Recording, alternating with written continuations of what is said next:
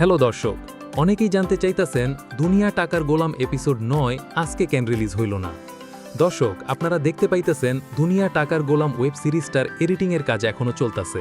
এই যে দেখতে পাইতেছেন, এই পাশে এডিট করা হইতাছে আর ওই পাশে কালার করা হইতাছে। এপিসোডের টেকনিক্যাল কিছু সমস্যা হয়েছে, তাই আজকে রিলিজ দেওয়া সম্ভব হয় নাই।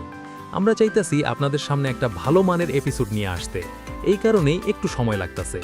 আর হ্যাঁ দর্শক, এখন বলমু এপিসোড 9 কবে রিলিজ হইব, কিন্তু তার আগে একটা কথা কইয়া রাখি, আপনারা সবাই আমাদের চ্যানেলটা সাবস্ক্রাইব করে রাখেন, কারণ এই চ্যানেলেই আপনারা দুনিয়া টাকার গোলাম ওয়েব সিরিজের সব সত্য খবর আর সঠিক আপডেট পাইবেন।